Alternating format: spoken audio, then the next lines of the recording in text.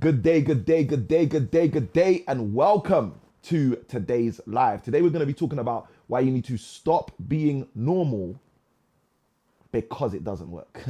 All right, so guys, for those of you who are joining us, we had an audio issue just now, I think, for some of the platforms. So hopefully that should be all fixed and rectified, remedied, and corrected right now. Now, wherever you're joining me from, guys, let me know inside of the chat where you're joining me from. Which platform are you joining me from? Feel free to just throw the initials inside of the chat as we jump into today's session. So I wanted to start today's session by really digging into this conceptual idea of being normal, and more importantly, why so many people are failing attempting to be normal. Now, to get us started, it's interesting. I'm going to paraphrase this, but for those of you who are the avid Bible students, I want you to go, when you get some time, and go check this out in the Bible for yourself. But there's a verse in the Bible, it says, "You are fearfully and wonderfully made." And it's that verse of scripture that was really been on my mind as I started to think about today's live. And I specifically started to think about why you need to stop being normal in order for you to move further faster in your future.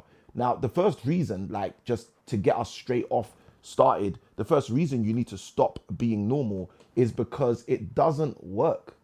It doesn't work. You wasn't created to be normal. You're not made to be normal. All right. And for those of you who are in agreement with me and believe that you were fearfully and wonderfully made, you will know very simply and interestingly that that's not how you were created. You weren't created to be quote unquote normal. So as a result, every attempt you make to live out a normal life, whatever that is anyway, you're going to be failing. Now, for most of us, what's interesting is normal is a bag of lies that we've been sold. And when you think about that, when you realize that, when you dial into that ideology, that concept, that idea, you start realizing, hold on a minute, I don't want to be normal anyway. What is normal? Normal's not something I signed up to. Normal's just what I've been rolling with in terms of the punches. So in today's session, we're going to be going into this in a deep dive fashion, in a deep dive manner, in a deep dive way. And I pray that you are going to get tons and tons and tons and tons of value today in our session. Now, I believe everything's in place. So if everything's in place, I can jump straight in. All right. And to those of you who are joining us in TikTok, it's great to have you guys in the TikTok world as well. Feel free to hit a like. If you're joining us on YouTube, feel free to hit like if you hear anything that you like, or side by side with that, if you desire to get more content like this, whatever platform you're on, feel free to follow or subscribe depending on the platform so you can make sure you get the most out of this live. And we also have pre-recorded videos that we upload on YouTube for those of you who are following us on that platform. We also have a whole bunch of content on every single platform depending on the channel that you're on, so feel free to take advantage of that. If you hear something today and you say to yourself, that was the stuff, all right? I just wanted to bring my TikTok family in a bit closer, so now you guys are in a bit closer. We're going to jump right in. Okay, now let me start by asking you guys where you're at. So how's everybody doing today, and where are you tuning in from? Let me ask you that, guys. Where are you tuning in from today for today's session? All right, are you in the UK? Are you in the US of A? Are you in Australasia? Are you in Asia? Let me know where you're tuning in from as we start today's session, because today's session is going to be super interesting. We're going to be unpacking a whole bunch of conceptual ideas, and we're going to be supporting you to move further faster in your future. So if you're ready to go, let me see the word ready in the chat, and then side by side with that, feel free to let me know where you are tuning in from. All right, so let's get a ready in the chat and then a where you are tuning in from. All right, now for today, the core idea we're going to be speaking about is why you should stop being normal, and more importantly, why it doesn't work. And my hope and prayer today is, as you start to recognize what normal actually is, as you start to recognize what people call normal. Welcome Dwayne in the house, who says a brilliant out in Cambridgeshire. Let's go. As you start to understand what normal actually is, guess what's going to happen? You're going to have your best shot at your best life. Okay? Because a great question we should all ask ourselves is, what is normal anyway? What was the normal I signed up to? What's the normal I didn't sign up to? What's the normal I've been living out? What's the normal I've been showing people without a doubt? These are questions we need to ask ourselves. Because 9 times out of 10, and I learned this predominantly when I used to work in schools as a teacher, I watched children live lives attempting to be something, quote unquote, simply put, that they were not. And I kept asking myself, like, where did they get these ideas from? And it was as I grew older that I started to realize where these ideas came through boldest. These ideas were coming from mainstream media. These ideas were coming from social media to some degree, okay? And it started to make me realize, hold on a minute, are you telling me that through means of social media, someone can start to get an ideology of what norm or normal is, and as a result, start operating like that, start believing that's for them, okay? Now, let me ask this, because I think this is a great question to ask all of you guys as well, okay? Do you feel like you've ever been positively or negatively influenced by media, whether it be social? Let's put a yes, no up, right? If you believe you've ever been positively influenced by something on social media, just write the word yes in the chat. And contrary to that, if you believe you've never been influenced in any way, shape, or form, negatively or positively, by social media, just write the word no in the chat. Let's take this live poll and literally see what you guys are thinking, okay? Let's get TikTok in the house and see what the family in TikTok are saying as well, okay? So let's see how these yes and no's come in through the poll, all right? Because this is a question you should ask yourself. Like, have you been influenced, whether positively or negatively, by social media? Have you been influenced, whether positive or negatively, by mainstream media? Okay? Because answering these questions will equip you to be able to start to see how things work in your life. Okay? First answers come in. Dwayne says yes. Okay? Anyone else, guys? Let us know in the chat. All right? Whatever platform you're on, let us know. Because what's going to happen as you reveal to yourself whether or not you have gone through some form of influence process by mainstream media, social media, etc., what's going to happen is you're going to start revealing to yourself a very simple cheat code. Okay, I'll say it again, a very simple cheat code that you can use to infuse your future growth going forward. You see, most people don't realize that they have a responsibility and can have an impact in their future. Okay? I'm going to say it again in case you need to pick up your pen. Many people do not realize that they have a responsibility and can have a positive or negative impact in their future. Okay? And the simplest way to have that positive or negative impact, the simplest way to be in a position to make a decision, to be someone to say, you know what, I know what my future is going to look like. I know how my future is going to change. I know how my future is going to go upwards on an upward trajectory or on a downward trajectory. Here's the truth, guys. The simplest way to understand it is to recognize what's already influenced you so far. If you've seen that you've been influenced by media, if you've seen that you've been influenced by music, if you've seen that you've been influenced by preaching or teaching, if you've seen that you've been influenced by people physically reaching, if you've seen that, guys, that is a cheat code. That is a literal cheat code to show you how you can stop being normal because normal doesn't work. I hope I'm helping someone today. Now, with all of that being said, here's what we're going to do. We are going to jump into the board and start breaking this stuff down because I've got a lot of stuff to share with you guys. I'm still not, unfortunately, able to be getting the TikTok comments the way I want them, but it's okay. It's okay. It's okay. And before I go into this, one thing I do want to do, let's get the poll down.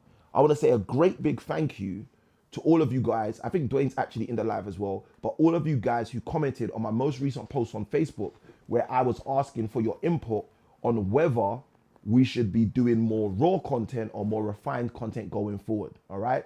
So Raluca, Danny, Bright, Dwayne, like all of you guys that had commented, all of you guys that contributed, gave your ideas, right?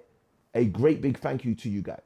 All right. Because this content we create, the content I put together is for you. It's not for me.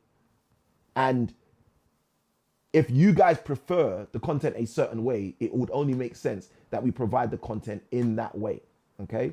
So a great big thank you and appreciation to you guys for giving us that insight, sharing with us your thought processes and helping us see exactly how you want it. I see the likes coming in Facebook. Let's go. All right. Facebook likes are coming in slightly different to usual, but it's all good. All right. And guys, for those of you who are tuned in, whatever platform you're in, let me know in the chat what platform you're joining us from so I can also know who we have in the house for today's live as we go deeper, because today's going to be one where we are unpacking the value. Okay. We're going to be unpacking the value. I don't know if we've got anyone in the YouTube sphere in our session today, but I'm looking forward to YouTube being in the house as well. All right. I love that Dwayne is in the house. Dwayne says, you're welcome. Appreciate you, Dwayne. That's absolutely amazing. All right, cool. So with that being said, let's jump in. I know sometimes some of the platforms are slightly delayed by a second or two. So that's all cool. We do what we do. So let's jump in. And what we're going to do as we jump in, there we go, all in place. Beautiful. We're going to jump straight into the breakdown of this normal, right? So the first question I want to start with as we start unpacking this is, what is normal anyway? Okay. What is normal anyway? Okay. Still got the lesson from last time on here. What is normal anyway? Now, the thing that's interesting to get us started, to help you guys see exactly where we're going to go with this, is I want to start with a quote that Albert Einstein said. Albert Einstein said, you cannot solve a problem at the same level of intelligence that problem was created. I'm going to say that again in case you need to pick up your pen. You cannot solve a problem at the same level of intelligence at which that problem was created. That's what Albert Einstein says. Now, Samuel Wynne often says the reason you can't solve a problem at the level of intelligence it was created is because you first have to get to a place where that level of intelligence is hated. Okay? If you are someone, let's use debt throughout the whole of today's session, because debt is something that I've found many people are dealing with. If you're someone who's in a situation where you're dealing with debt, the level of intelligence you have that created that or those debts is not an adequate level of intelligence to annihilate those debt. If someone understands what I'm talking about, just write in the comments, I do. Let me see if we're on the same page as we get started today. Okay? The level of intelligence that you utilize to create the debt is not a level of intelligence you can now use to eliminate the debt. Hey, Samuel, how comes that be the case? That's the case because you cannot use the same level of intelligence that a problem was created with to resolve that problem. It was the thinking, let's call it stinking thinking. It was the stinking thinking that created the problem. So if stinking thinking creates a problem, the same stinking thinking is not going to annihilate the problem. So considering we're talking about debt, here's what we're going to do. I'm going to share with you a conceptual idea that my wife actually helped me to discover. Okay. Shout out to the wife. That my wife actually helped me to discover, which changed the game for me. And it's literally what I believe is the biggest difference between normal and what we're going to call, for the sake of today's life, abnormal. Okay. So let's jump into this. The concept of normal. Okay. When we're talking about the concept of normal, let's do this as the pen wants to stop working right before we go into the session. But you know why that is, guys. Because chaos likes to follow creation. Okay. There we go. All in place. Ready to go. Up in this place. All right, let's go. Everyone who's ready, throw in the chat the word ready. So this is normal. I'm going to give you an example of normal. An example of normal is the concept of debt decrease. Okay? This is a concept that most, I would say, normal people have. Debt decrease. Someone finds themselves in debt, guess what they're going to do? Talk about how to decrease the debt. Now, because their mind is in decrease mode, what does decreasing the debt look like? What does decreasing the debt start to think like? It starts to think like, how else can we decrease things? Okay, I want you to think about this. This is why a lot of people who dislike budgets, for example, right? And I'm neither here nor there with budgets. So this is not a, hey guys, you should get a budget conversation. But this is why people who dislike budgets generally often dislike budgets. Why? Because they are creating budgets out of a decrease mentality. Most people dealing with debt start to tap into a decrease mentality. They want to decrease the debt, so they start thinking from a place of decrease. Decrease. Now, let me ask you a question. The word decrease, does that mean going up or does that mean going down? Someone tell me in the chat, up or down? When we say the word decrease, are we talking about something going up? Or are we talking about something going down? Now, this is essential for where we're going to go in today's session, for you to start to see why you might not be increasing in revenue, because your mindset is always thinking about decreasing in terms of debt.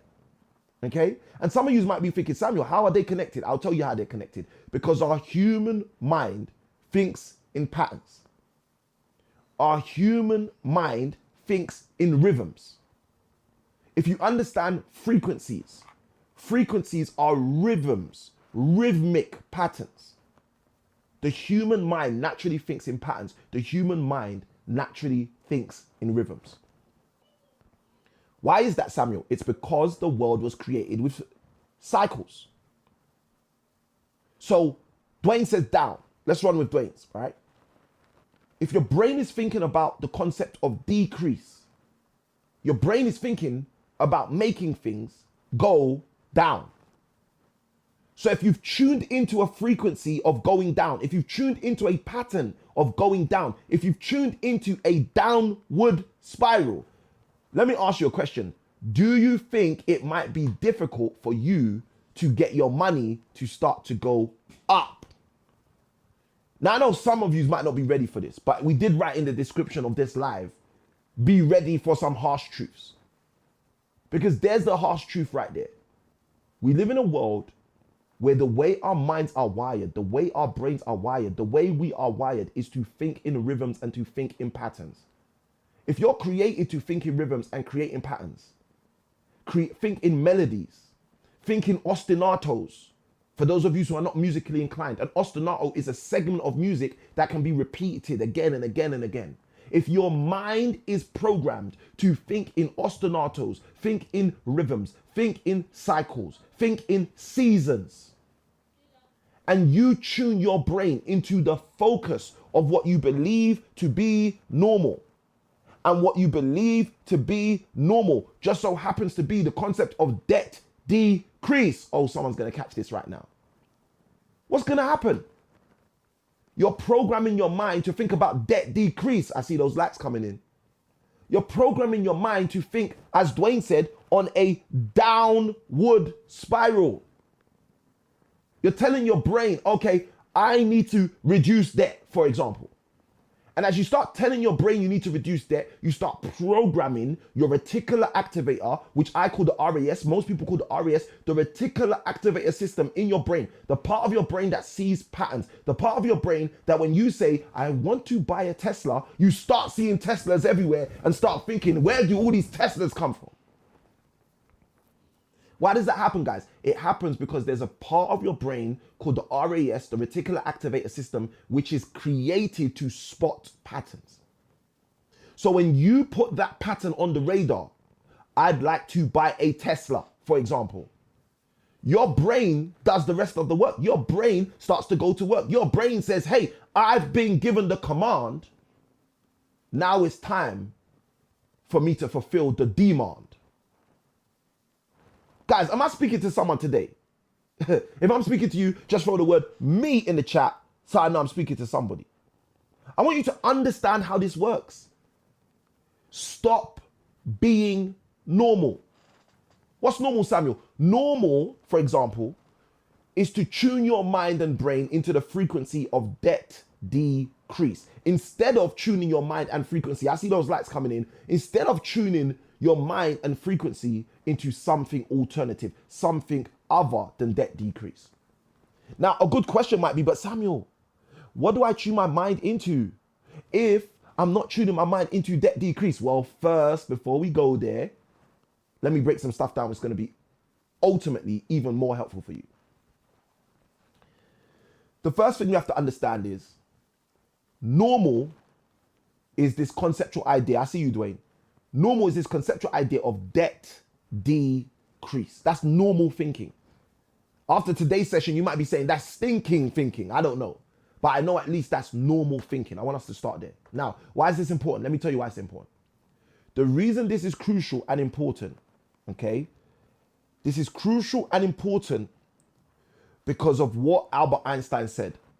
Albert Einstein said you cannot solve a problem using the same level of thinking it was created. Samuel I Can Win says the reason this is the case is because you first have to have that level of thinking to be hated.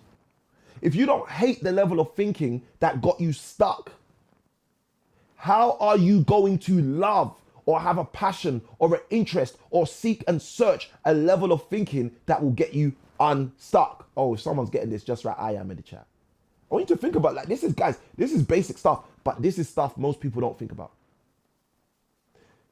In 2015, my wife and I were in a very interesting situation. I had a student loan. I think it was £11,000. My wife had a student loan. She went to university when they upped the fees, right? And sorry, she went to university when they had upped the fees and removed the maintenance grant. So it was a maintenance loan. So I had a student loan, £11,000. My wife had a student loan, £22,000, exactly double, okay? Someone write in the chat, double, okay? Those likes are blowing up in TikTok, let's go. So I had a student loan, £11,000. Someone throw in the chat maybe the numbers, 11,000, right? My wife had a student loan, 22,000. We were £33,000 in debt, right? Let's go deeper. I had a student overdraft. My overdraft was £1,500. My wife had a student overdraft. I think her student overdraft was £2,000. And we had graduated. We weren't in uni. These were just student overdraft accounts we had kept and had years after leaving uni, right? And I owed the whole £1,500 on my overdraft. I believe my wife, Robbie, owed the whole £2,000 on her overdraft, right? So we've got student loan debt, £33,000 owed to the student loans company, and an additional £3,500 owed to, I believe it was HSBC, but I think mine was HSBC and my wife's was Santander, right? Or Abbey National at the time. So we've got £3,500 owed plus £33,000 owed. Write this all down, guys. That's £36,500 owed. Okay? £36,500 of debt owed. And it's roughly 2014. And my wife and I, we've got this concept, right? We're reading this book by Dave Ramsey. The book is The Total Money Makeover. I think it's on that side of the, yes, it's on that side of the library. And it's interesting because I've done a number of YouTube videos and I'm always highlighting this book because of how interesting the book was, right? So I'm going through this book, The Total Money Makeover, written by Dave Ramsey. And I'm saying to myself, no, man, I got to be debt free. Dave Ramsey has what he calls the baby steps, right? So I'm fighting to be debt free, debt free, debt free. Debt free. Okay. So on my journey to be debt free, Robbie and I came up with this great idea. We said, listen, this is what we're going to do. From our salaries every month, we're going to take £500. At the time, £500 was so much money to us. We're going to take £500 and we're going to throw that £500 every month at the student loan. Every month. So we started doing that. From doing it first student overdraft paid off. I think we paid off my student overdraft. 1,500 gone. 3 months.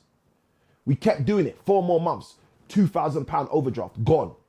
So we got rid of my overdraft. We got rid of Robbie's overdraft, right? We're winning. Someone write in the chat, we're winning, right? We're winning. Then we started to attack my student loan because it was a smaller one, 11,000. And what we were doing is called the snowball effect, right? And again, I teach on both of these. I explain what both of these concepts, the snowball effect and the snowball effect and the avalanche effect, on my YouTube channel, okay? For those of you who are interested, you can go check that out at Samuel I Can Win, right? Now, these are just very well-known debt cancellation strategies, debt elimination strategies, okay? So like I said, one of them is called the snowball and one of them is called the debt avalanche, right? So we're doing the debt snowball. The debt snowball is where you take the smallest debt and you pay it off, okay? One at a time, one at a time, one at a time, right? The avalanche is where you take the biggest interest and you pay it off one at a time, one at a time, one at a time. Now, there's benefits and the cons to both. I'm not going to go through that now. Like I said, I've got a YouTube video about that. You guys can go check it out, okay? And if this is helpful, guys, like me actually breaking down these debt cancellation strategies, just write helpful as well. So I know that you're finding this helpful, right? So we're doing this every single month, £500, £500, £500. We pay off the first student overdraft. We pay off the second student overdraft. We pay off the first student loan, right? And as we're doing this, it's like we kind of lose momentum. Because what we discovered, which most people don't realize, is attempting to be normal, okay? And for us, being normal in this case was exactly what I just described, debt decrease, tuning ourselves into debt decrease. By attempting to be normal, guess what we did? We were forcing ourselves to have to stay in our jobs. We were locking ourselves into our jobs. We were afraid to take any risks. We were shook to go do bigger things.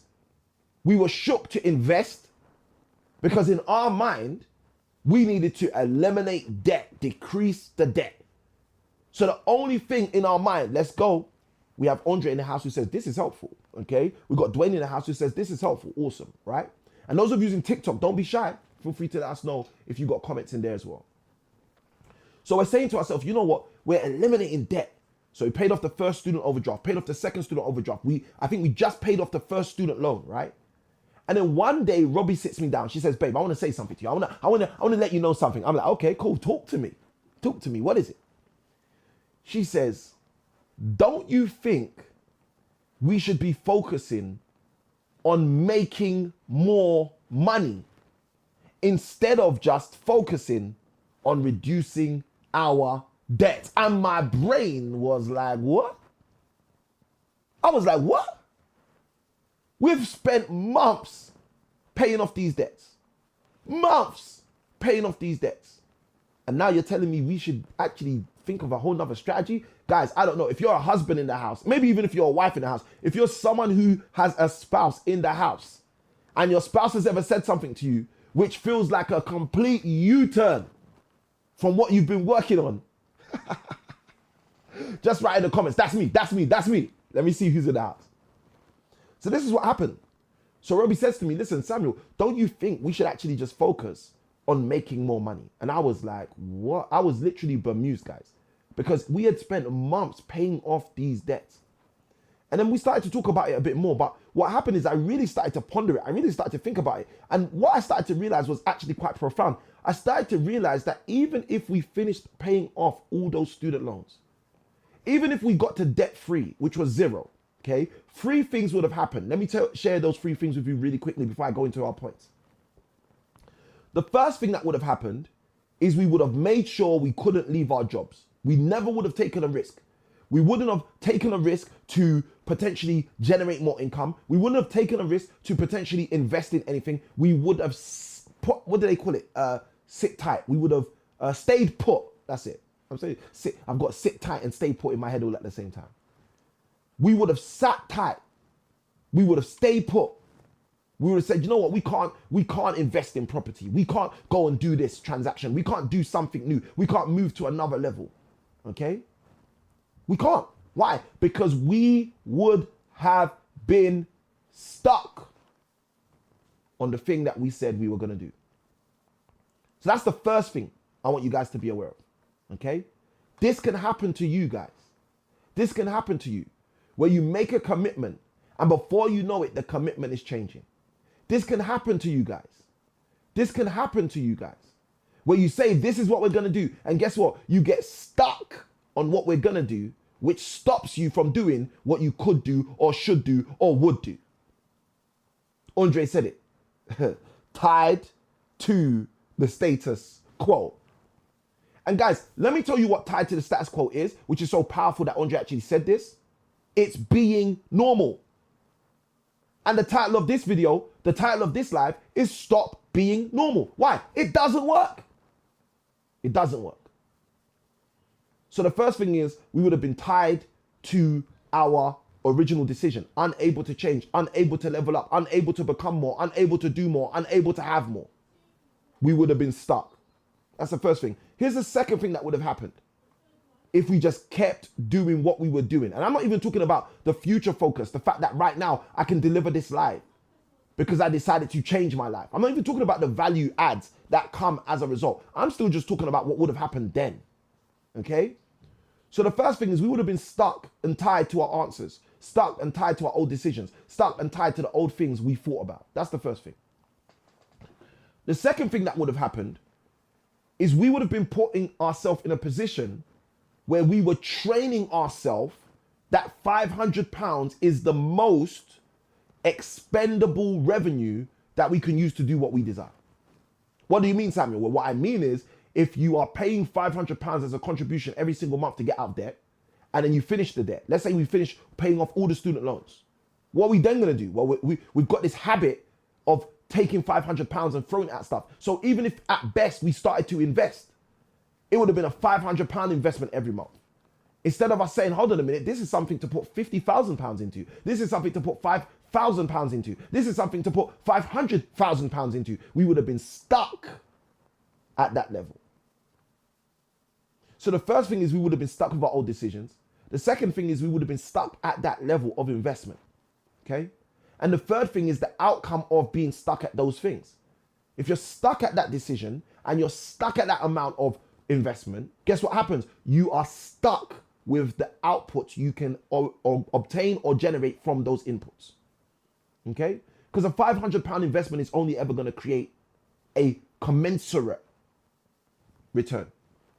If someone understands what I'm talking about, throw the letter U in the chat so I know who's understanding what we're talking about. So let's get into this. So if Albert Einstein said you cannot solve a problem from the same level of intelligence that problem was created, if you are living in your life right now with any notion of a problem, anything in your life you're unsatisfied, dissatisfied, desire to change, I'm here to tell you the level of intelligence you use to create that problem cannot solve that problem. Now, you might be thinking, Samuel, why is that? I'm going to tell you why. The reason why is because you and I are living in what I call, and I only call it this because I study statistics, but you and I are living in what I call a biased battle. Okay?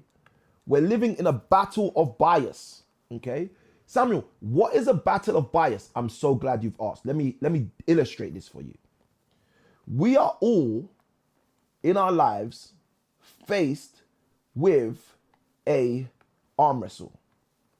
This is an arm wrestle that every single one of us are going through, okay?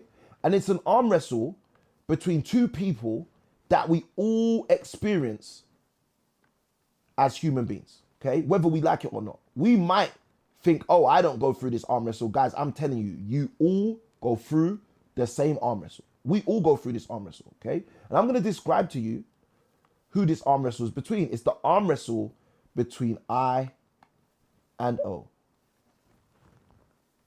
Every single day, you and I face an arm wrestle between two extremely powerful entities. But there's a secret I need to tell you. If anyone's ready for the secret, just write in the chat, tell me. There's a little secret I need to tell you. The secret I need to tell you about the arm wrestle that every single one of us experience every single day is that the winner has already been named.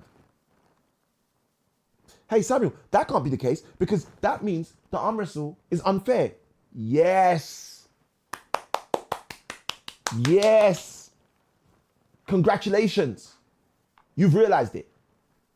We live in a biased battle because the arm wrestle that takes place each and every day in your life and in my life between I and O is a battle that has already been decided. So you might be sitting there thinking, Samuel, the battle between I and O, who is this battle between? Let me tell you.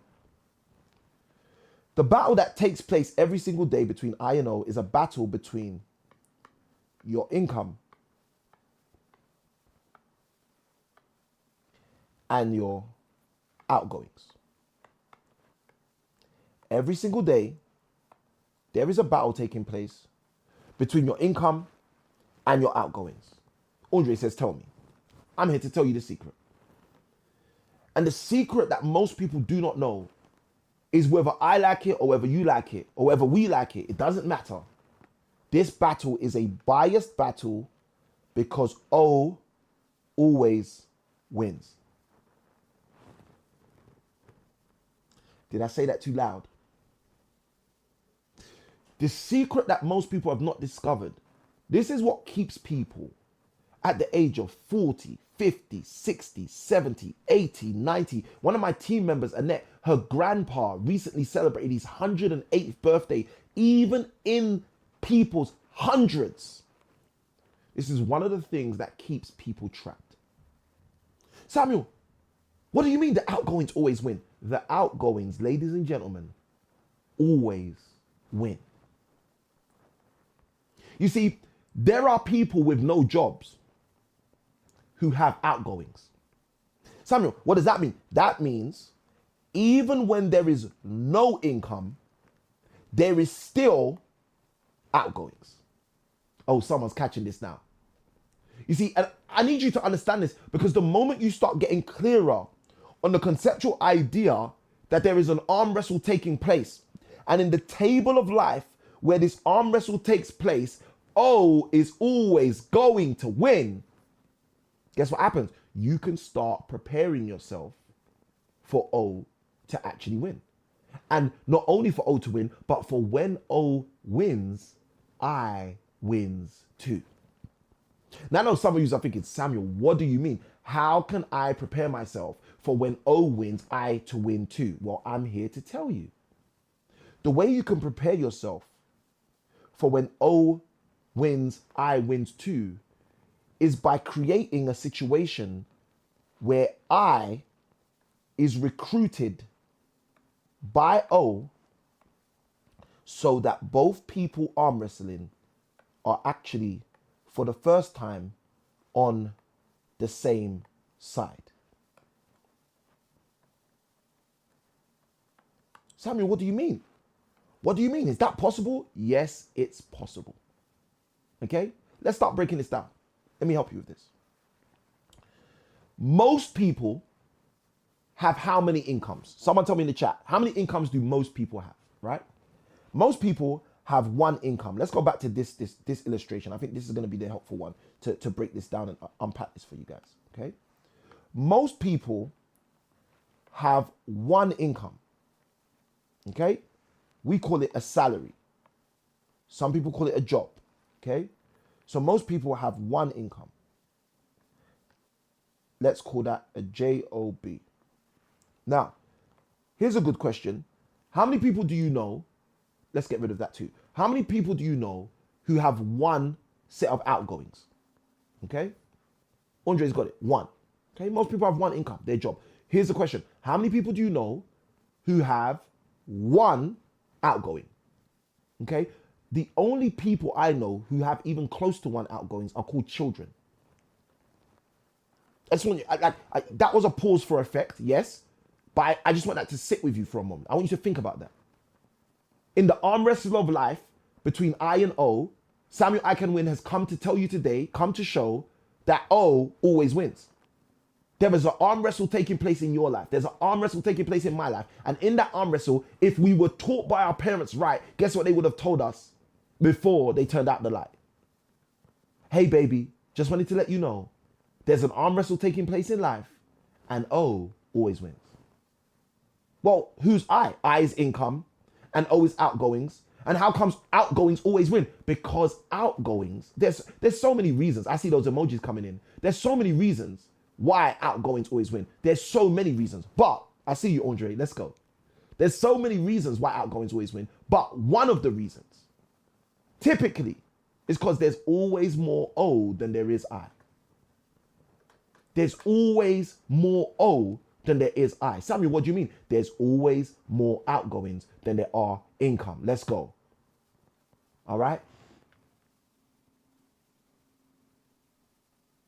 I'm trying to read the names in the comments on TikTok, and the names are coming in so small. Okay? Drummy64 says, tell me. Okay? So guys, this is part of the problem. Part of the problem is we haven't been told the reality of how things work. And if you haven't been told how things work, guess what happens? You don't set things up the way they work. And then you say, hey, nothing works, instead of realizing how it works. Okay? So let's go through this. We said typically there's one job, so one income. Let's talk about the backup O has, outgoings. Okay? You guys in the chat, just throw in the chat one outgoing you believe most human beings have. Okay? One outgoing you believe most human beings have. Whatever it is, just feel free to throw it in, right? And as you guys throw them in, I'll start writing down some, okay? Now, most people live in a home. So they have a mortgage or a rent to pay. To make it easy and simple, I'm gonna write the word home, okay?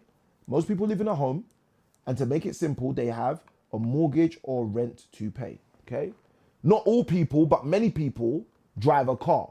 And for those who don't drive a car, they still have to travel. So typically, outgoings are also associated with travel expenses. Okay? Now, in the home that most people live in, there's typically ancillary expenses, other outgoings. What are they? There might be your electricity. There might be your gas bill. I know many of my tenants are very interested in their broadband. Okay, internet. All right, let's go. Dwayne came in with a super crush. He said tax. I love that, Dwayne. Thank you for sharing. Andres come through with multiple. Rent, utilities. Let's take the one that we haven't written down yet. Food. Guys, look at that. Look at that. Samuel I Can Win got 7 down the list. 1, 2, 3, 4, 5, 6. 7 down the list before we even recognized we've got to pay for food. That's how some people live, guys. Some people are more concerned about paying their electric bill than taking care of their own health. Just saying, side note, let's keep it moving. So I want you to understand this, guys. This is the reason why O very often wins the battle between I and O. Because O's got way more backup. O's got way more strength. O's got way more friends. Guys, I don't even want to go deep on you, but let me go deep on you. How many times a month are most people paid their job salary? Okay, throw the number in the chat. Think about that. One income being paid once a month. Now think about O instead of I. If I asked you how many days, oh, there we go. Insurance.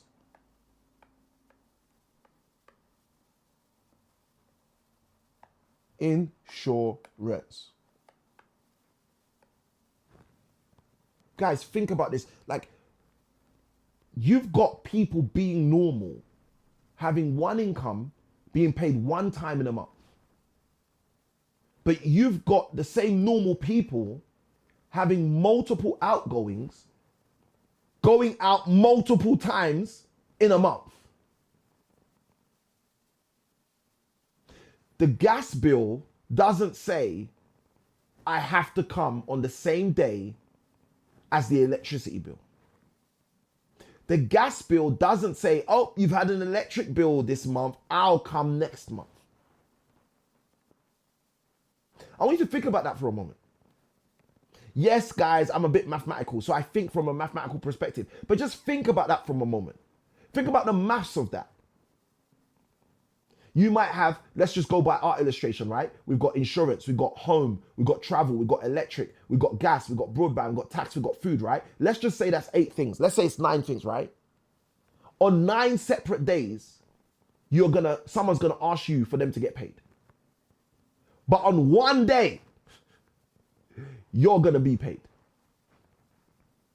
Guys, if this equation makes sense, someone say yes in the chat. If this equation makes no sense, someone say it has to change in the chat. Guys, this is why I'm saying to you today, stop being normal. Stop being normal. Stop being normal.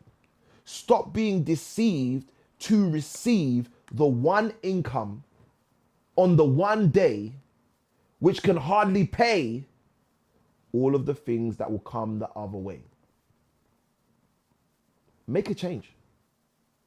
Make a change. Now, I get it. Someone's going to say, but Samuel, how do you make a change? It's not that easy. Well, let me just illustrate and outline all of this to you guys, because I think this is going to be helpful.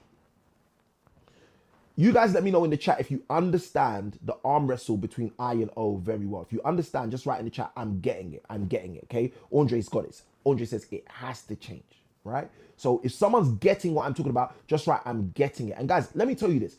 If you are someone who attends a church, your pastor needs to be teaching this to his congregation. This stuff is biblical. This is basic biblical maths, guys. All right? If you don't know, if your pastor knows this stuff, you need to share these lives with your minister. Share these lives with your pastor. Hey, pastor, there's a man I know called Samuel I Can Win who talks about a whole bunch of stuff from a biblical perspective. I think you should listen to one of his lives. Actually, just listen to this specific one. Tell me what you think about it. Because guys, we have to understand something. The liberty, the freedom, the Bible says it is for freedom he has set us free. The liberty and freedom that God has given us as humanity, we give away when we engage in equations that like the ones I've described to you today. Think about that. Let's go deeper. So I've shared with you guys, and I'm sharing with you guys again, normal, a concept of normality is the debt decrease concept. Now, I'm going to share this because I want you guys to see this as well for yourself, right? I said it earlier, I'll say it again. If my mind is thinking about decrease, see, God said something powerful in Genesis chapter 1. He says, let us make man in our image, in our likeness, and let them have dominion over the fowl of the air, over the fish of the sea. And he says to humanity in his first conversation, he says, be fruitful and multiply, replenish, have dominion. Why is this so significant? None of that was debt decrease. None of that was decrease. It was increase. Now, let me tell you why this creates a problem. Normality, a concept like debt decrease, first creates a biased battle. It means you go into battles with a bias against you. And the more you go into battles with a bias against you, the more you are setting yourself up to fail. Someone write in the comments, I don't want to fail. I don't desire to fail. I will not fail. Biased battle. Now, what we don't realize is every biased battle you go into creates for you and for me a big barrier. In the example I gave you guys earlier, right here, the battle between I and O, the barrier becomes your outgoings. Your outgoings become the barrier. Your outgoings become the thing stopping you from becoming successful, healthy, wealthy, rich, free. Okay, the outgoings in this illustration are what are creating that problem. They become the big barrier. But the big barrier is not there because, oh, a big barrier wants to be in front of you. The big barrier is there because you engaged in a biased battle. And it's biased battles that create these big barriers that we then feel like we don't know how to get past. Okay? But thanks be to God, Samuel I Can Win is going to show you today how to get past, so you and your generations can last. Now, here's the worst part. If you're someone who's tuned yourself into debt decrease, and as a result of tuning yourself into debt decrease, you're someone who's now facing this biased battle. And you've engaged in this biased battle so much so that you've now created a big barrier. The worst part hasn't been shared yet. This is the worst part. This is what happens as a result. You end up with what I call binned benefits. Samuel, what are the binned benefits? The binned benefits, for example, in this illustration I've just given you, is all of the time that you could have utilized to invest, all of the time that you could have utilized to become the best, all of the time that you could have utilized to move past the rest becomes a binned benefit. Dwayne says these are some clear illustrations. I'm glad you're hearing this, Dwayne. Let's go. Guys, do you understand? If someone's getting this, just write in the comments, I'm getting it. Do you understand how this works? If you go into a biased battle, a battle where you are literally fixed to lose, and you don't understand that you're fixed to lose in this battle, you don't understand that this battle is engineered against you, you will end up facing big barriers. And if you don't have a specific, unique strategy, a clear, concise strategy, then when you face these big barriers, they will end up leaving you with binned benefits. It will literally be, and guys, some of you don't know what I'm talking about. Let me literally find this scripture. I want you guys to have this, right? There's a verse in the book of Proverbs. I read it earlier this week, right? Which basically says, let me see if I can find it. I will be able to find it.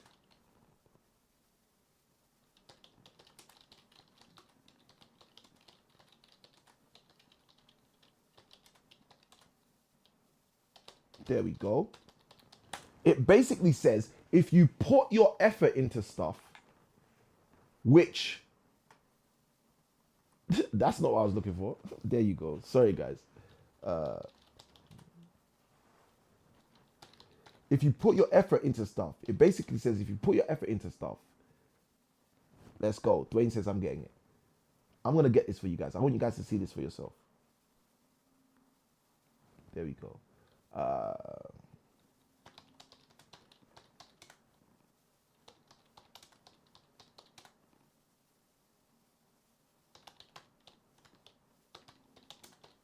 I will find the scripture so you guys can have this for yourself. There we go. Proverbs chapter 5, verse 10. There we go. It's winning season. I love this. All right. Proverbs 5:10.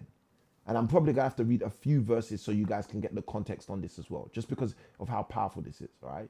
So Proverbs chapter 5, I'm going to read from verse. I'll read from 7. Okay. Proverbs 5:7. If you guys are ready, throw in the chat the word I'm ready. The words I'm ready. Excuse me. All right. Let's go. Let's jump into this. Proverbs chapter 5. I'm reading from verse 7. Those of you using TikTok, we're with you guys. We're with you guys. And we're thankful and grateful you're with us too. Proverbs chapter 5, verse 7. It says, hear me now, therefore, O ye children, and depart not from the words of my mouth.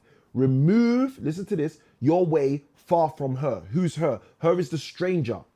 The stranger that forces with flattery. Okay? Which is the one that's trying to keep you normal. Okay? Right? And what happens a lot of the time is we read chapters and verses like in Proverbs and we think it's talking about a woman. We don't understand it's not talking about a woman. This isn't a gender thing. It uses gender to personify psychographics, metrics, systems. In the New Testament, it talks about philosophies. Okay? A seductive philosophy in the Bible is typically often in the Old Testament described as a female. Why? Because it has seduction. In the book of Proverbs, it says that she flatters and forces with her flattery. Okay, I want you guys to understand this. If something forces you with flattery, it's not using force. So typically, it will end up having a female description. Okay, because the Hebrew language has systematic elements to it. That's why. Okay. Hopefully this is helpful for someone. Obviously, you guys can see I'm getting excited. Like, I get excited talking about this stuff because this stuff is powerful. Let's go. Proverbs 5. I'm reading from verse 7 again. Okay? Let's go. It says, hear me now, therefore, O ye children, and depart not from the words of my mouth. I'm reading all the way to 10. Remove your way far from her. Who? The strange woman. Watch. And come not near the door of her house. Why should I remove myself far from this strange woman and not come near her house? Verse 9 tells me, lest, what's going to happen? Unless or lest strangers be filled with your wealth and your labors be in the house of a stranger. Think, guys, I don't know if that got you the way that always gets me. Oh Lord. Andre says, helpful. Let's go. Dwayne says, ready. Let's go. Andre says, I'm ready. Let's go. Guys, I hope this is helping you. I hope you're getting this. Solomon tells us in Proverbs chapter 5, verse 7 to verse 10. He says, remove your way from the philosophies that are going to flatter you and force you with flattery into doing the wrong thing. Why? This is why. Because in verse 10, unless you want strangers to be filled with your wealth, okay, listen to this, and your labors, that means your work, or let's keep it 2026, your hard work, be in the house of a stranger. I'll read the next verse, verse 11, just to dig it in a bit more. Verse 11 says, and you mourn at the last when your flesh and your body are consumed. Let's go to verse 12 and say, how have I hated instruction and my heart despised reproof. You know what that means? That means when people were telling me I was doing the wrong thing, when people were illustrating to me what was going on and what I was doing wrong, I kept going all along. Proverbs chapter 5, verse 7 to 12, we've just read, clearly illustrates there is a way, if we don't change our way, if we can end up with our wealth in the hands of strangers. Oh, hello, somebody. Who owns that insurance company? Who owns that mortgage company? Who owns that company you bought your car from or your petrol from? Who owns that company that you jumped on the bus for? Who owns the company that you pay electric and gas to? Who owns it, guys? Who owns it, guys? Who owns it? Please, someone tell me. Someone write the word in the chat. Who owns it, guys? Because there's one word. There's one word, guys. Oh, I don't know if you're going to give me the word, if I'm going to give you the word, but there is one word for who owns the stuff, the businesses, the organizations, the corporations. Let's go. Andre says, Lord, help us. This is why we're here today. Welcome to the Samuel I Can Win show. I'm just, guys, can I keep it this real with you? Andre said an answer. Andre says someone else. That's not the answer we're looking for, but that's a good answer. That's a good description of who we're looking for. Okay? I'm going to tell you who owns it. The answer is called strangers. Strangers. Strangers. So Proverbs chapter 5 is trying to keep you alive by showing you how to thrive instead of just survive. It's telling you, when you recognize from an instructor, when you recognize from a teacher, from a coach, when you recognize, hold on a minute, I've got things not right here. My equation's slightly broken here. Things aren't working out how they're supposed to be working out. It doesn't say run away. Instead, it says lean in. Lean all the way in. Lean all the way in. The owner of the insurance company on the O side of the arm wrestle, who's guaranteed to win. The owner of the electric company on the O side, who's guaranteed to win. The owner of the gas company, the water company, the broadband company, the travel related company, the home related mortgage or rent or company is a stranger, ladies and gentlemen. They're a stranger. So this is the problem, guys. The problem is in your life and in my life, there is an arm wrestle taking place, and that arm wrestle is taking place between I and O. And the thing that you previously, before today, probably didn't know is that that arm wrestle is biased because O always wins. The outgoings are always going to win. So if the outgoings are always going to win, what does that mean? It means we are in a biased battle. And if we're in a biased battle, guess what's going to happen if we don't correct anything? Like Albert Einstein said, you cannot solve a problem from the same level of intelligence it was created. The problem now becomes, if we're in a biased battle, we end up with a big barrier ahead of us. And if we're trying to engage in this big barrier without understanding how to manage this big barrier, how to knock down this big barrier, how to circumvent or go around or go through or go under or go into this big barrier, we end up with binned benefits.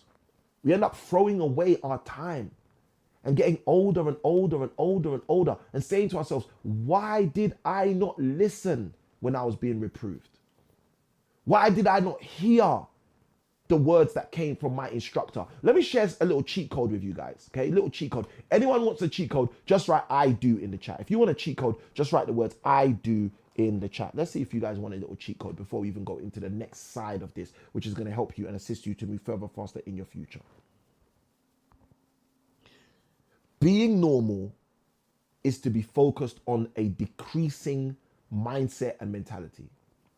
Being focused on a decreasing mindset and mentality will program your RAS, your reticular activator system, to be looking for things to decrease. And over time, let me tell you what else will decrease. Not just your debts, but also your income. Everything starts decreasing when your brain is focused on looking at decrease. So here's a quick question. If everything starts decreasing, if your brain is focused on decrease, what does your brain need to be focused on, guys? Someone tell me in the chat. All right, Andre says, I do. Samuel, I do. I want to know, Samuel. Okay? So if you want to know, let's go. One of the hacks when you have biased battles ahead of you, Dwayne says, I do. So let's go. One of the hacks when you have a big barrier in front of you, one of the hacks when you have binned benefits in front of you is to recognize what Proverbs chapter 5 was telling us, right? I want you guys to catch this. I might even have to share this so that you guys can catch this, because I didn't prepare to share this, but I think this is so good. You guys need to see this for yourself. Okay, this is that good. This is that good. I need to give you guys this for yourself. All right. So we're gonna get into this with you. Proverbs chapter 5. All right. And like I said, I didn't prepare to show this, but I'm gonna show this because I want you guys to see this for yourself. I want you to know Samuel is not making this up. Guys, I thought he might have even been making this up, but he's not even making this up. Let's go. All right, where are we at? I want the Bible. There we go. We're winning. We're winning. Let's go. All right, so I'm going to bring this up for you guys so you can see this as well. All right. Proverbs chapter 5. Okay, if you guys can see this, just write I can in the chat. Proverbs chapter 5, right? I'm going to go and show you something. So Andre said, I want that secret. I want the hack. Okay. Dwayne said, I want the hack. Andre said, I want the hack. I'm going to give you the hack. Watch the hack. The hack is literally embedded in Proverbs chapter 5. Just pay attention. Okay. In Proverbs chapter 5, coming to the last verses, listen to this. It says, lest strangers be filled with your wealth and your labors be in the house of the stranger. That's what we don't want to happen, right? But watch what it says. And then you mourn at the last when your flesh and your body are consumed, right? That's what we don't want to happen, right? But then watch this part right here. And say, so what the person's going to say when going through the calamity is what we don't want to say. So the cheat code, the hack, is to see what they say and turn the other way. Oh, someone's catching this. What does this person say who's done the wrong thing? They say, how have I hated instruction? So here's a question. Surely that means, or does that mean, that the person received instruction that was profitable and beneficial for them beyond what they actually did? Okay, can we see from following this that this person guys, switch camera for effect. Can we see that this person was given instruction and didn't follow it? Can we see that? If we can see that, just write in the comments, I can see that. This person is given instruction. And listen to what it says. I hated instruction. I hated instruction. What's instruction? Being told what to do. I hated being told what to do. Okay? But watch this. And my heart despised reproof. I didn't like being told when I was doing something wrong. Here's where this gets really good. Here's the little hack. And have not obeyed the voice of my teachers, nor inclined my ears to them that instructed me. Now, here's the hack. I hope you're listening. Here's the hack. Hope you're listening. I love this. Andre says, I can see it. Watch this. Watch this, guys. Hope you're listening. If they've not obeyed the voice of their teachers and they've not inclined their ears to them that instructed them, what do you think those that instructed them were giving them? I need to think about this. What do you think those that were instructing them were giving them? I'll tell you what they were giving them. They were giving them, a few verses before, or the verse before, it says, they hated instruction. How do I know they hated instruction? Because they didn't incline their ear to them that instructed. You see, sometimes we do not know what to do.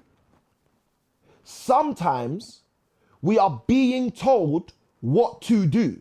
Sometimes, even though we do not know what to do and we're being told what to do, we still decide not to do it.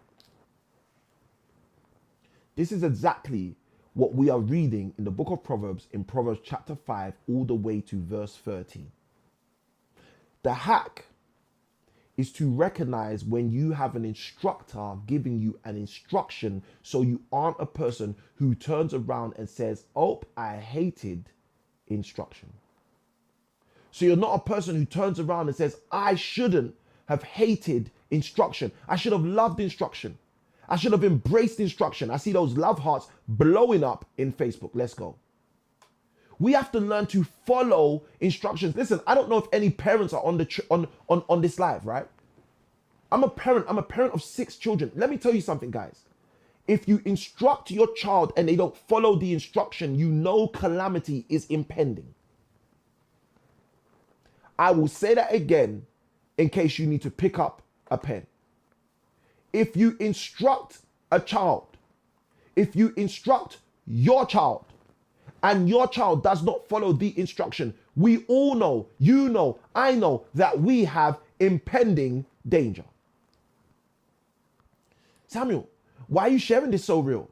Because this is the way that people end up with their wealth in other people's homes. This is the way that people end up with their wealth in the house of strangers. This is the way that people end up saying to themselves, oh my gosh, Andre said it. I shoulda, I woulda, I coulda, but they don't. Guys, I hope this is helping someone. I hope someone's hearing this. I hope someone's receiving so much value right now that they're literally saying, I'm gonna change my way. That they're literally saying, I'm gonna embrace instruction from today. That they're literally saying, there is no other way. I have come to play the game because I'm going to take instruction going forward. I hope so. I hope so. All right, let's get into this because this is where it gets really rich. So now we've seen the problem with debt decrease. We've seen the problem with being normal. Being normal is thinking from a perspective of debt decrease, which means 9 times out of 10, you are automatically going to deal with a bias battle, which results in big and bigger barriers, which ultimately ends up with you having binned benefits. Your time is being thrown away. Why? I usually say this, I'm going to say it right now, because coaching is the fastest path to success. Oh, Samuel, why do you always say coaching is the fastest path to success? Is it because you have a coach? No, because I often tell people, go find your coach. Your coach doesn't have to be me. The reason I tell people that coaching is the fastest path to success is because we just read it in Proverbs chapter 5.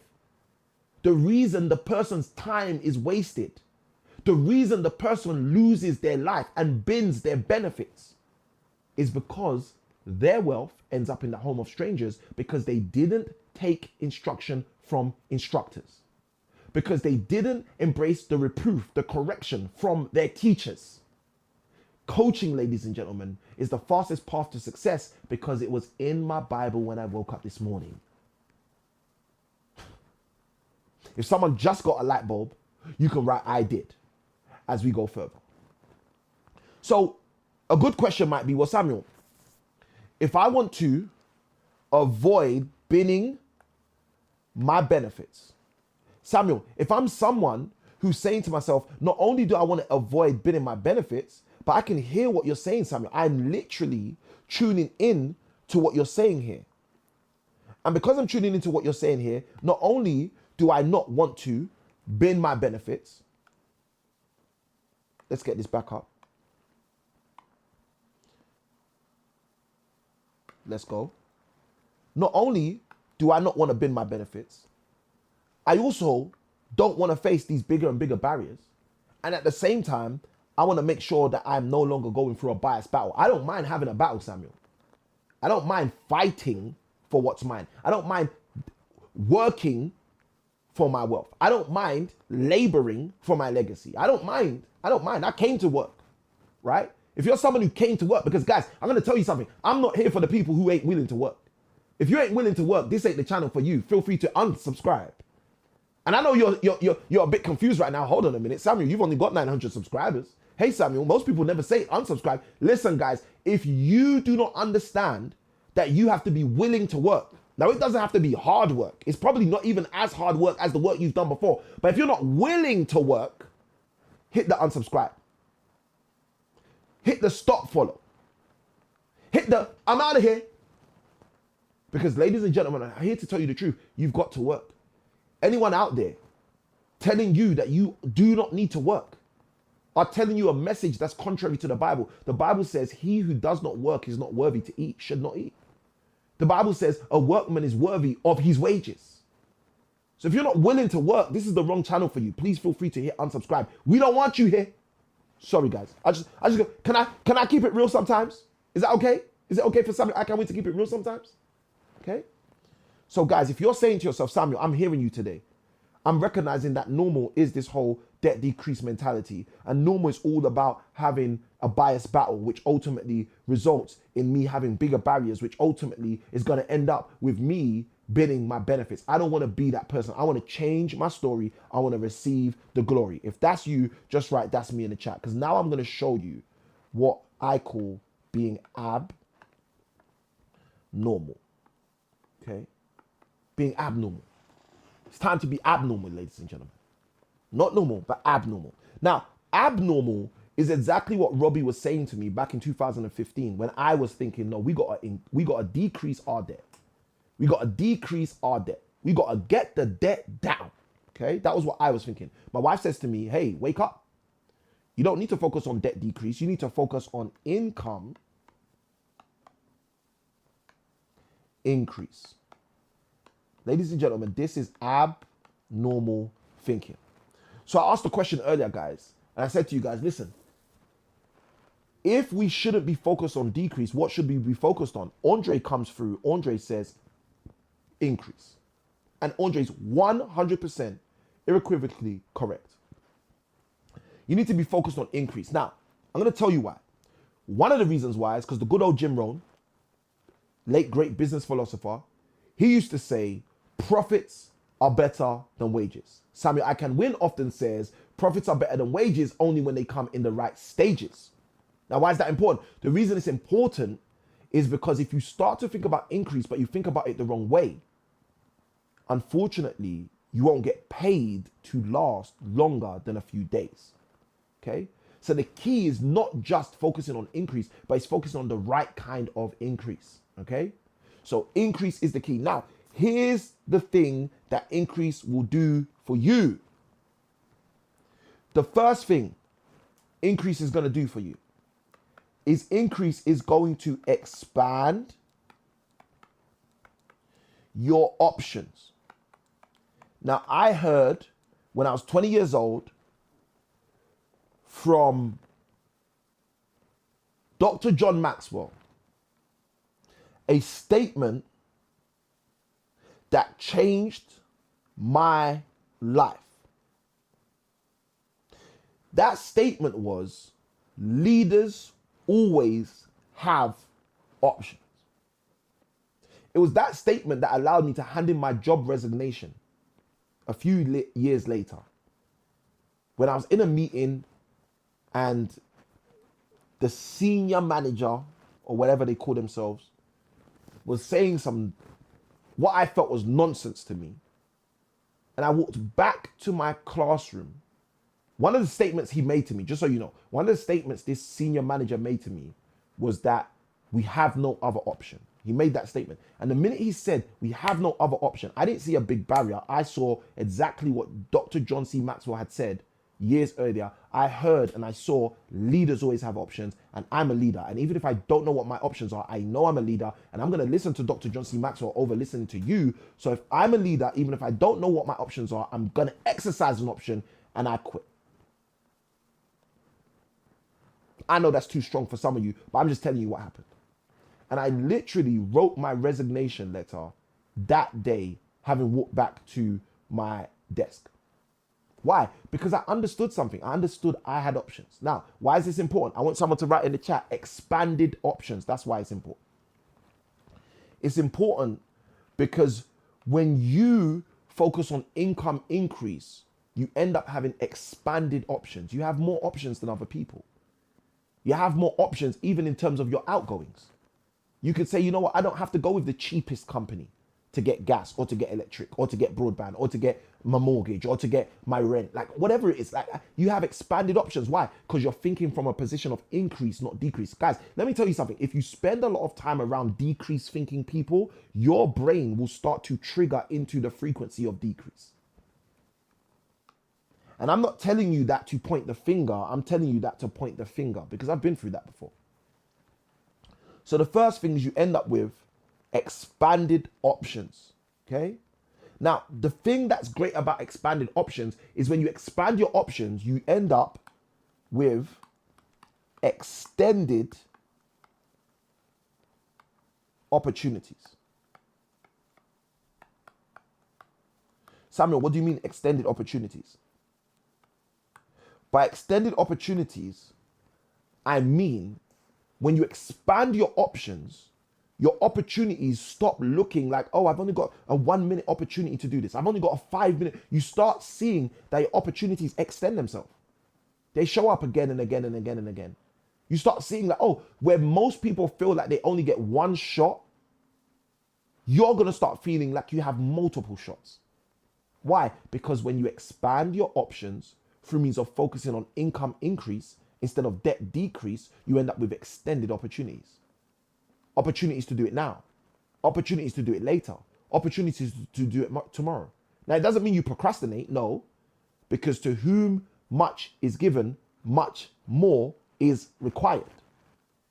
So there is a responsibility given to you when you think with an increased mentality. And part of that responsibility is to not become a detractor, not become a procrastinator, not become a moaner, not become a whiner, but to become a winner. And the way you become a winner is by not taking those opportunities for granted. So you end up with expanded options. You end up with extended opportunities. And here's my favorite part. Because although people who are thinking about debt decrease think their debt's going to decrease, when you shift and focus on income increase, not only do you end up with expanded options, not only do you end up with extended opportunities, but you then end up being able to eliminate obstacles. You literally end up with the power to eliminate obstacles. Now, I'm going to write a word here, which I don't think you're ready for, but I think it's going to help you. Because the way you get able to eliminate obstacles is in this word, earlier. You get to eliminate obstacles earlier. Earlier than you could any other way you would do what you're doing. You get to eliminate the obstacles earlier. The obstacles get reduced and removed faster. Why? Because you're focused on increase instead of decrease. Ladies and gentlemen, we're going to wrap up there. We've got so much to go through, but I think this will be super valuable. I'm going to take some questions, guys. If you have questions about what we've shared today, if you've got questions about some of the things that I unraveled and maybe revealed to you for the first time, for those of you who've heard this stuff before, congratulations, because we all need a reminder. I'm going to take a couple of questions before we wrap up, okay? So if you have a question, feel free to throw your question in and I will take some questions. Let's go. Let's go, let's go. All right, so guys, what questions do you have for me? Okay, stop being normal because normal doesn't work. And we've shared with you guys today exactly what you should do instead.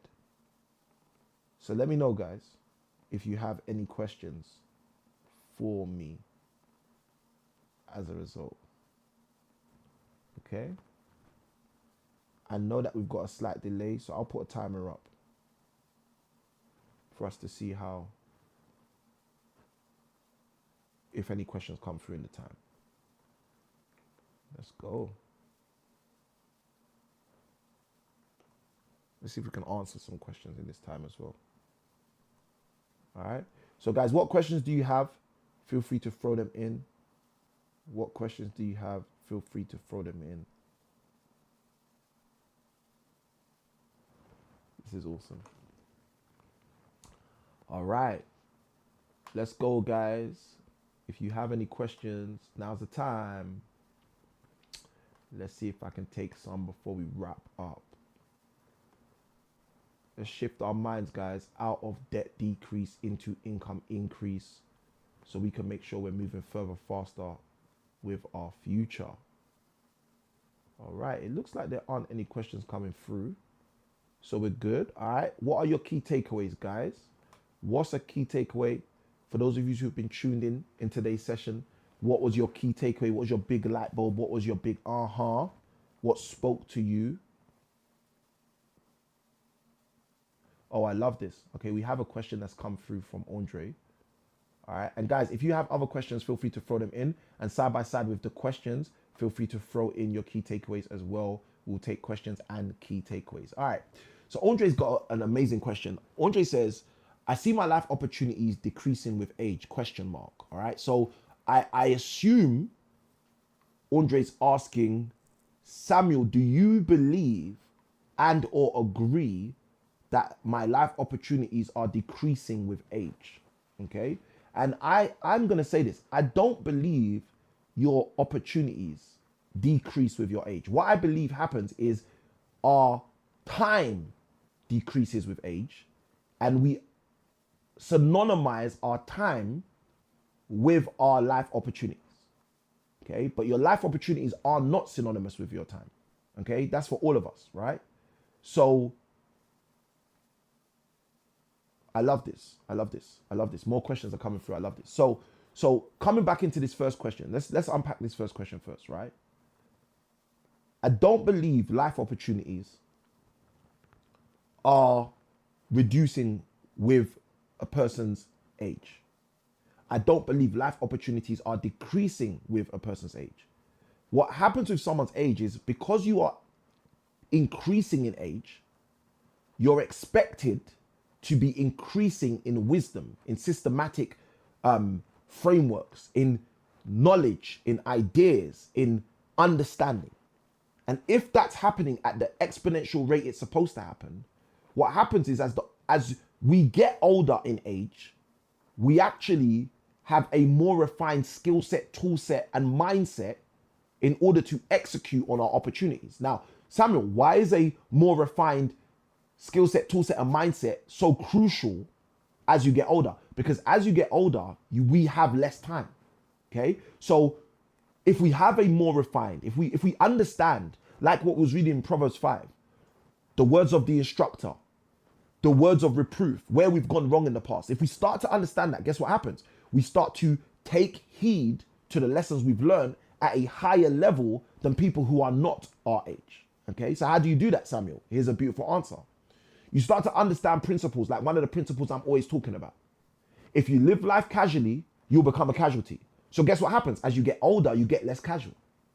Okay, like guys, as I'm answering these questions, if you're getting light bulbs, if this is making sense, just write make sense, write value, write something in the chat so I know that you're comprehending what I'm sharing.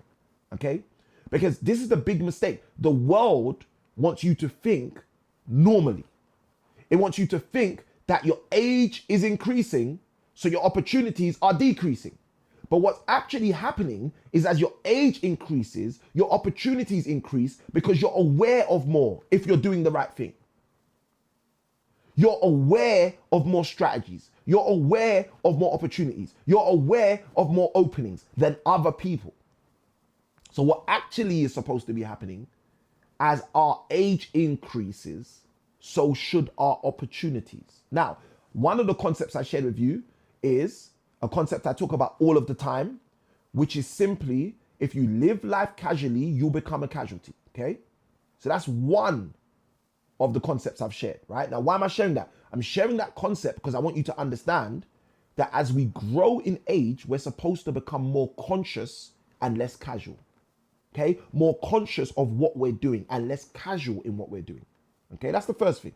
And if you look at communities like the Jewish community, you will see in very old school Orthodox Jewish communities, that is the trend. The trend is as they get older, they don't retire and go to Spain to sip on pina coladas. They do the opposite.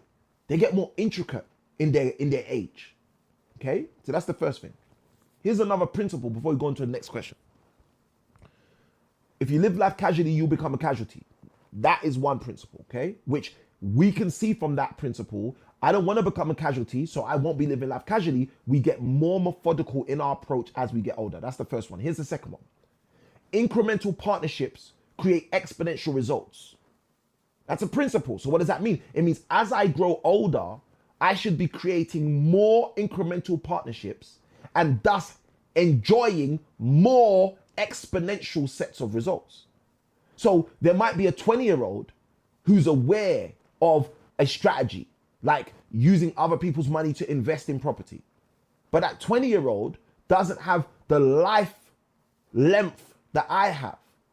So they haven't built reputation and relations with a vast network like I have to be able to tap into that network, tap into that relationship, tap into those resources and leverage those resources and relationships in order to make incremental partnerships produce exponential results. So what's supposed to happen, yes, when you're young, is you're not making as many partnerships and you're not getting as much exponential results. You may get some results, but they're not exponential results because you're not leaning on partnership. Samuel, what do you mean incremental partnerships make exponential results? Well, guys, they say the fastest man on earth was Usain Bolt. And Usain Bolt had a coach. Why did he have a coach, ladies and gentlemen? Because incremental partnerships create exponential results. Some say the greatest basketball player of all time is Michael Jordan. But guess what, ladies and gentlemen? Michael Jordan had a coach. Why did he have a coach? Because incremental partnerships create exponential results, ladies and gentlemen. Phil Jackson being Michael Jordan's coach, telling him, hey, Mike, the next time you run up the lane, take a step back before you take your last 2 steps forward. Because that point guard always tries to step back and block your shot. You see, Mike is not going to be able to know that or see that himself. Why? Not always, because, as I usually say to my coaching clients, you cannot read the label from inside of the bottle. You don't know that you're sitting in 40% volume. This is why everybody needs a coach. So for Andre's question, what I want to share is this, guys. Get around people, Andre, that don't see your age increase as a factor of opportunity decrease. And then you, over time, will stop seeing your age increase as a negative factor in your opportunity increase or decrease. Because what people don't realize is if you see your life opportunities decreasing with your age, what will happen is you won't go for life opportunities because your perception will lock you out. This is why I often say to people, small keys open big doors. Because the key of what you see, Andre, is what's slowing you down and stopping you from jumping right in. So to change that, to shift that, get around people who aren't looking at you and thinking as your age increases, your opportunities decrease, but are looking at you from a biblical perspective, understanding that there were kingdom shakers in the word of God who in their increased age created exponential outcomes. All right. So Andre, let us know in the chat if that's helpful for you. And if guys, if anyone's tuning in and you're getting super value from this stuff, let us know in the chat as well. And guys, those of you who haven't heard me, break down or answer questions like this before, this is one of the things we typically do in our 5-day cash flow creation week. And we do this in the VIP section, like very in-depth, very detailed. And again, if there's anyone who's tuned in, who's been a participant on our 5-day cash flow creation week before, you can just write in the comments, I have, and feel free to write a word or two in terms of how helpful that may have been for you in the past or present, etc. All right, because we actually have our next cash flow creation week coming up later on this month. All right, another question. Andre says she doesn't have a mortgage, but she has continued outgoings. This is amazing. This is a great question. All right. This is a great question. And I see Andre says super value. Most welcome, Andre. Great questions. Great questions. Great questions are the premise of great answers. So thank you ever so much, Andre. All right. So Andre says she doesn't have a mortgage, but she has continued outgoings. Okay. So I think the end of that question would be something like, what do I do? Okay. Or what do I do? Or how can you help? Or what should I do? Okay. So let's theorize that that's the question. All right. Andre doesn't have a mortgage, but has continued outgoings. What do I do? So here's what you do. Okay. Jim Rohn used to have an amazing sentence. He used to say, when your upkeep exceeds your income, when your outgo exceeds your income, then your upkeep becomes your downfall. Okay, I'm going to say that again in case you need to pick up your pen. When your outgoings exceeds your incoming, then your upkeep becomes your downfall. Okay? So the great thing is, Andre said, I don't have a mortgage, but I still have continued outgoings. So here's what you need to do. You need to create more cash flow. It's the only way to answer that, okay? Because cash flow is the recurring revenue that we have at our disposal. It's the income that keeps on coming. It's not determined by our daily activity. It's not determined by our unique intelligence. It's not determined by our consistent commitment. Cash flow is the key to income replacement and ultimately the key to be financially free. What does this mean, Samuel? Okay, and guys, that's the Samuel I Can Win definition. You're not going to find that definition in Webster's dictionary. You're not going to find that definition in an Oxford dictionary. You're going to find that dictionary when you come and see me. All right, you're going to find that definition in the Cash Flow Creation Week dictionary. Okay, but guys, I want you to understand how this works. Cash flow is the key to income replacement and ultimately the key to be financially free. What does that mean? It means many people are attempting to buy a house and sell a house and walk away with a profit. Many people, I know many aunties and uncles who have done this, many people are attempting to buy a house and sit on the bricks and hope one day that they'll be rich. But they don't understand, okay? They don't understand. I love this. Andre says, back to the basics. I have missed this, Samuel. You are most welcome, Andre. This is what we do. This is what we do. And Andre, feel free to be a part of our next upcoming Cash Flow Creation Week if you believe it will help you, okay? Because this is what we do, okay? So I want you guys to understand this. Cash flow is the key to income replacement and ultimately to being financially free. What does that mean? If you are in an arm wrestle, a perpetual arm wrestle every single God blessed day, and that arm wrestle, fortunately or unfortunately, is between your income and your outgoings. And you've heard what I've shared with you today. Outgoings always win. How do we shift this so we're no longer in a biased battle? I'm here to tell you, the only way to shift this, guys, the only way for you to shift this, the only way for me to shift this is to create consistent and then colossal cash flow. And people often ask me, Samuel, who are you? What do you do? And I tell them, I'm Samuel I Can Win, I Can Win. I help people create consistent and then colossal cash flow using resources and revenues hidden in plain sight. You see, what Andre raised earlier about her age increase is a resource and revenue hidden in plain sight. It's hidden right in front of her. But she would benefit from having a coach unpack and unravel where the resource and revenue is in the very same place that she has said she has in the past seen as a decrease. And this is what happens, guys. This is why coaching is the fastest path to success, because what happens is someone looks at what you're looking at as a flaw and sees that thing, ladies and gentlemen, as your door. The very same thing you are looking at as a flaw, there is a coach out there that will see that thing as a door and will show you how to go from seeing it as a flaw to obtaining the keys so you can open up that door. Okay, and guys, this isn't just for Andre. I'm grateful that Andre is bold enough to ask her questions online for all of you guys to benefit.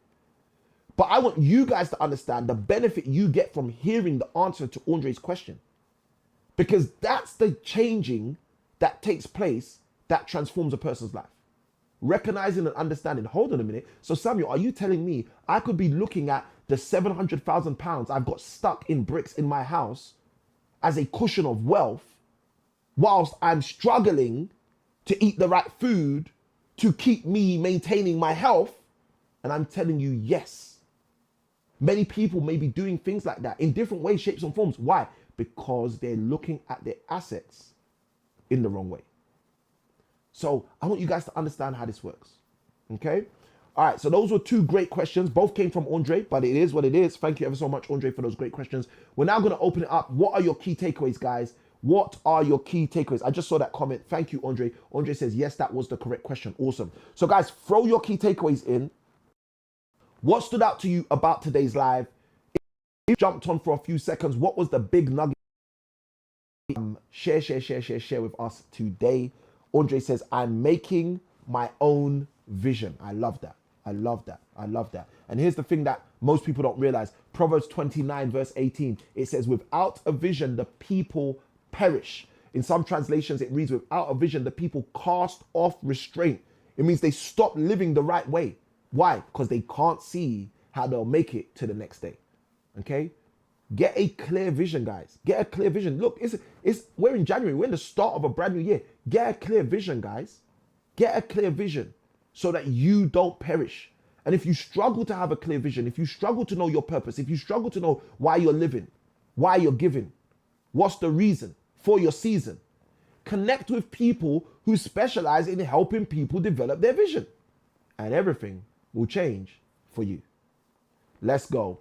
All right, guys, I want to take some key takeaways. What was your key takeaway? What stood out to you today? Let me know in the chat. Let me know in the chat. Let me know at that.